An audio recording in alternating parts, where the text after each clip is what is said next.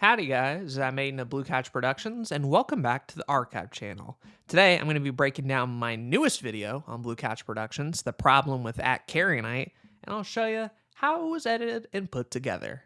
A little bit of backstory though first. This was originally going to be an Archive channel video, and there's a couple of reasons for that. For one, it's 40 minutes, it's really long. Two, it's extremely personal. So on Blue Couch Productions, I do videos about video games and animation, cartoons, and these big projects, right? I want everything on Blue Couch Productions to be high quality stuff that all fits together. So you can hop from one video to another and it not be too drastic of a difference. That was my intention, right? So as I'm working on this video, it starts to get bigger and bigger in terms of scope. And the amount of editing that I spent on it went up significantly. And so by the time it was all said and done, it ended up being one of my more advanced videos that I had showed around to Zach and everybody. And they were like, well, shit, you spent all this time on it. It's pretty darn good. Why not just go ahead and put it on the Blue Couch Productions channel? So I did, And view-wise, it's not doing bad. 57 views. Not terrible. Not as good as the 600 I got on the Cuphead video right before, but I think that's to be expected. Sometimes you just have to put out more personal videos, even if they don't do well, But this was one that I had a lot of fun on and had some cool editing techniques that I want to show you. Starting with the subtitles. Yeah, I'm sure you're wondering how these were done. Aiden, did you type all this shit out? No, I didn't. I used DaVinci Resolve instead. They got this little auto transcription feature. So if you click on a clip with sound in it, go to audio transcription and click transcribe. It's going to analyze this clip and give me a written transcription of the entire thing. And you can hit play. I love Nick's comment. And it follows it the entire time, which is pretty cool, right? But then you can turn that into subtitles if you want. You can also edit stuff. You can delete parts of it and export it out, which is pretty gosh darn cool in my opinion. So yeah, I only did it for the first minute or so for two primary reasons. For one, I knew I was going to put a little highlight clip on Twitter. And so if you're scrolling on a timeline, you want to have a video or something rather than just a link if you're promoting something. That way, people can see it in their feeds. And then two, it also serves a similar purpose on YouTube. If you're hovering over a video, it's going to start from the beginning and obviously not play any sound until you actually click on it. So having the text there for the first minute or so just kind of gets people invested, keeps the retention and watch time looking pretty good. And was relatively easy to do. It didn't take much time. I had to change a couple of words here and there. Schizo effective probably wasn't right the first time around. Some of the punctuation's a little rough, but otherwise worked out pretty darn well.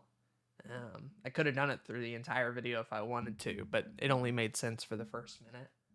And then as far as some of the camera effects here, I have this Mr. Alex Tech plugin called Magic Zoom V3, which is free, by the way. If you search up Mr. Alex Tech Magic Zoom, you can find this exact plugin. But what it does, essentially, is you can fake camera movement, right? And so what we have going on here... What is Billy Poppington? ...is a zoom and hold. So it starts farther back, zooms in, and then stays there, which is pretty rad. And then you can see some shake. Around the edges, there's a slight bit of camera shake. And I call me Denver I wanted it to be pretty subtle, because in most YouTube videos, when they have that automatic camera shake, it gets a little obnoxious. So just a little bit of shake, and only for the parts where me and him are on camera is there a little bit of shake like that. Just for the intro bit, right? Once we get into the meat in the video, you don't really see that as much, but kind of that philosophy, right? You want to kind of go all out in the intro and show as much as you can. Same thing here, I believe. Yeah, this is a Whip Animate, another plugin. This one I think costs money, but it sort of spins in to start and then does some shaking as well as some drop shadow. Anytime you're going to use like just regular images, you want some sort of movement coming in. You know, you can have it to where like it starts off here, like out of the screen, and then moves in. That's a cool way of doing it, or having it shake or fade in, fade out. Small little things like that, those little touches are always going to be noticeable in like the perceived quality of a video. So most of the images that I have in here are using that. I did the same thing in the top 10 Kanto Pokemon video with the Pokemon sprites. Every time you saw them, they had like a little bit of movement here. This clip here was shot directly on the iPhone to make it look kind of creepy and a little bit weird. I recommend doing that. That's obviously pretty fun. As far as music is concerned, I talked about in the Cuphead video using music from the game, right? And having it at a certain volume. Obviously, for this video, I couldn't do that for the sections where it's just me and Mile talking. So I ended up using Stream Beats. This is from their Pixel album. And you'll see here, still minus 30 to start. And then anytime I was about to like show a clip like this phone clip here, you got to sort of do some keyframes and make it a little bit quieter to kind of lead into that clip. And then when the music comes back in, you'll see there's this little fade in, so it's not blasting you right away. I've been trying to get better at like music and sound design and audio stuff. This is about the extent of knowledge that I have on the subject, so that's about as far as I go. So these clips here were actually done with OBS. I made an OBS scene that looks like my final edited video. So then what that meant is I just recorded this all in one take and then didn't have to come in here and add the border and the background and the drop shadow and everything. So it actually made this part like a little bit faster, just as far as the work was concerned. Here we have another preset, Whip Cam. This sort of just takes Miles' footage and crops it down in that corner. I thought that was kind of important for this section of the video because like he doesn't know the surprise that I got other people to react to our album yet. So I really wanted you to see the moment where he got that. And so this is like one of the only parts in the video where you have like me here and then a smaller camera. But it was well worth it. Originally that it wasn't going to be a thing. But you can see right around here when he realizes it. And I think that's one of the best moments of the video. You'll also see these little subscribe animations. This is another, I believe it's a free preset. This one's from Patrick Sterling called a SSC YT sub. So you can make it dark or light mode and change the colors. So I made one for the 3 guests in the video right at the start, which just kept it to where like they didn't have to like plug in the video and I didn't really have to plug a whole lot. These little animations get the job done and the pace of the video continues on. Like obviously I want people to check them out. I link them in the description, all that sort of stuff, but you don't want your video being all plugged stuff. So yeah, and then that sort of just leads us directly into the meat of the video, which as you can see is a lot of cutting. Oh my gosh, Aiden, how on earth did you do this? Right. So let's do a little bit of math, shall we? There are 10 tracks on this album, and there are 3 people reacting to each track. A question you might wonder then is how on God's green earth did you, 1, sync all of those reactions together, and 2, keep track of them, right? Because this is not just simply, you know, the entire song, and I'm just cutting in between 3 people's perspectives. Like, this is a highlight reel of the reaction to each song. So there's parts of the song that get cut out, there's reactions that aren't used. So I really, really, really have to keep them in track, because if any of one of these get like off sync or don't match up to a particular part in the song, the whole thing's ruined, right? So I wanted to show you a little bit of how I worked on all of this. We're here in another timeline, and essentially this was the footage I was given from each of the reactors in their raw form, right? So what we have here is the top line is their audio, and then the bottom track is the album that they're listening to. But you'll notice that, these are all different links. So my initial thought was going to be like, oh, okay, so I'm going to get all of these files and then just sync them up together, and then it'll work perfectly fine. Wrong. Because they each listen to the album in different ways. PC Bloodmaster never pauses it. Alonzo occasionally pauses it in between tracks. Ramson pauses it like every 5 minutes, it felt like. So that's why his is like extremely long. So syncing them up together was not going to work out. I had also thought about like, okay, well, what if I, take each track, since I have the MP3 files, and then just stack all three reactions on top of each other and then cut it that way? That's not going to work either, because then the reaction is going to be out of sync. I'd have to pause in between.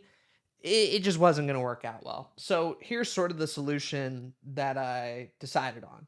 For one, I needed a way to like organize these visually. So if you go into File, you'll have this thing called Clip Color, and right away made all three of these. Ooh, not that one. Made all three of these different colors. That way, like visually, you can tell like who's who. So if we go back to our main timeline here, you'll see all throughout it, all these like orange bits, blue and green bits. That's because I had color coded it. And this is also helpful too in like showing me visually like who's getting the most screen time. I wanted to balance all three perspectives out. So if I noticed I wasn't seeing a whole lot of orange, then I need to add more Alonzo. If I wasn't seeing green, I need to add more Nick, etc. But we're going to go back here. So color coding them for sure was a good start. Secondly, I had to be sure these album audio was roughly around the same dB, because I'm going to be cutting between these reactions a lot, and it's going to sound off if we go from a Ramson reaction where the audio is like really quiet and then immediately go to an Alonzo one where it's way louder. So then we're going to just go ahead and unlink these. And I think what I did essentially was make this like -6, this at like +5, and then this at like -2. There were some instances where I needed to like go in and specifically change the volume even further, but that was a relatively good start, right? The last thing I did, as far as how I ordered all of this together, is what I would do essentially is cut these up into each song, you know? So, like, if we go here, Fairly Odd Brother is ending. He's starting Goblins Forever. My initial cuts were just separating songs. So I would do like 10 cuts, one for each song. Same thing here. Like I cut through each part, cut through each song, yada, yada, yada. Then once I had those sections, I would go through it again for a more finer cut and cut out any of the stuff that wasn't funny or wasn't good reactions, etc. Then, once I had, let's say this is all the same song we're talking about here, then what I would do, right, is let's say this is all of the good stuff for a track. Then came the process of cutting and reordering stuff, right?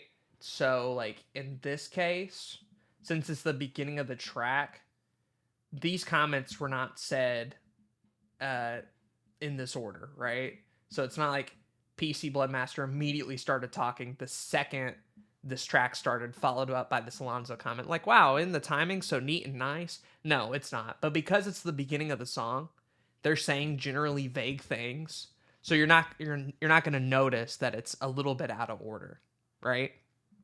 Really, a lot of the time, the main shit that you got to keep track of is like faces. Like my man Alonzo is a very expressive human being. He laughs, he like stares at the camera. He got these little face palms and stuff. Whereas Nick, for the most part, is just kind of like this demeanor the entire time, right? Like there are a couple of times where like his reaction is directly correlated to the music, but most of the time it's not. So a lot of the time, Nick was sort of the glue to keep these reactions together. If Ramsden didn't talk about a part or Alonzo didn't talk about a part, I knew I could throw Nick in there and it would fit relatively okay. So there was a little bit of cheating, here and there, but for the most part, it was fine. But then you'll have sections like this, right? This is the song. You can see it's like cut up in so many different ways. And all of this was just timing, right? You got to be sure it doesn't sound too awkward in each of these jump cuts. And I did my best with that by like trying to mess with the volume. But as far as like where the majority of the work went into editing this video was this, right? Is like taking 3 reactions and piling them all together in one song and trying to order it in a way that made sense. And I thought I did, for the most part, a relatively good job, right? So, yeah. And then these bits are just kind of like in between. How this video worked in terms of filming is very fascinating. So, the reactions by these guys were filmed first, right? I gave them the album. I let them go ahead and film their reactions. Then, once all 3 of them were done, I came in and recorded the little like Karionyte exposed, all of that type of stuff. I also went ahead at this point and recorded the little outro thanking everybody and all that. And so then I made essentially the first edit with all these reactions and stuff, pretty much as you see it now. Then I got on call with Mr. Mile, and then we watched through the whole video, and then I took the best moments from our conversation together and kind of filled them in between. In the original draft of the video, before me and Denver got on call, these sections originally were just it had the word intermission on screen, and then in parentheses, react here. While we're watching the song reactions, I told Denver, don't react. Don't say anything during these moments, because that's just ultimately going to be more work for me to like put your little camera in here and talk about it as they're talking about it. It was already a mess, right? So I said, don't react here. Wait till the intermission pops up and save all your reactions for that moment. Again, for future Aiden to be able to edit that and make that go a little bit smoother. So yeah, that's how we did that. Another cool thing about these little reaction bits is Ramsden's audio. You may notice here in this shot, it seems that Ramsden is using a blue snowball microphone, which generally don't sound good, but yet in the video he sounds crystal clear. How'd you do that? Well, this is how the video sounds on YouTube when you're watching it. When did he become a cat? Interesting. Wait, is he calling himself a pussy? Pretty clear, right? When I got the footage, this is what it sounded like. I'm gonna play it again for you.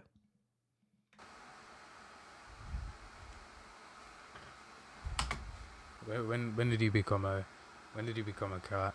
Interesting. So what you're hearing there is Ramsden's AC unit, because, he'd be living in the UK. It's summertime. It's hot as hell. I don't blame him for having the AC on, but I was not going to use this audio, right? which was a bit of a shame because Ramsden's reactions are so funny and I needed to find a way to get it to work. Again, not really an audio editing guy, but in DaVinci Resolve, they recently added this little thing called voice isolation. And if you turn that on, you'll get like a little amount slider. And what that essentially does is, like it says, it isolates the voice. So in this case, we have just an air conditioning noise. So if I set that to 80 and then hit play. When did he become a cat? Interesting. Aiden's wait, is he calling himself a pussy? Which sounds much better. It's essentially using AI to listen through to the clip and get rid of those external sounds. The only downside, obviously, is my man Ramsden be pausing. And since there's no like visual indicator of him pausing the video, you needed to be able to hear the sound of him hitting the space bar, which voice isolation at 100% is going to get rid of. So in these moments, I had it lowered down significantly to like 40, which is the only times in the video where you can like hear a little bit of the air conditioning, because it was more important to me that you hear him pausing. Otherwise, you wouldn't know why the music stopped. So yeah, you hear the pause, right? You hear the pause, you understand that the video's paused, and then immediately we go back to nice voice isolation to where you can hear them again. So Ramsden's entire audio was done using varying effects of voice isolation, usually around 80, but then in some of the more paused clips around 20 or 40. I think also my man Alonzo had some audio effects going on here because this man gets very loud in his reactions. So I put like a little limiter so that it wouldn't go past -5, just so it would fit a little bit better. Same for PC Bloodmaster as well. Although for the most part, his audio is like pretty good for 90% of it. So yeah, worked out relatively well. And then for me and Miles' audio, it was pretty simple. I had OBS recording his Discord audio as well as my mic, and then just made sure in OBS to separate those two files out.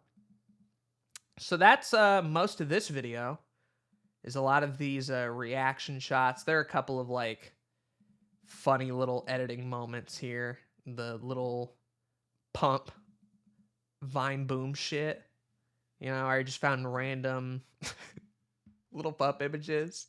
The more the further it went along, the more concerning each image was, right? I tried to make them pretty goofy. Like, this is a pretty standard image, little goofier, a lot goofier, even more goofy, maximum goofy.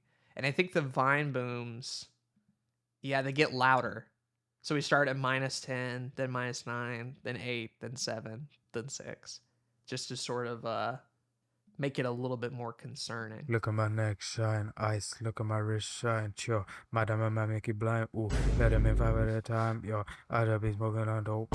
All of my diamonds off of. Ooh, that shit go hot. I forgot the words to I shine below.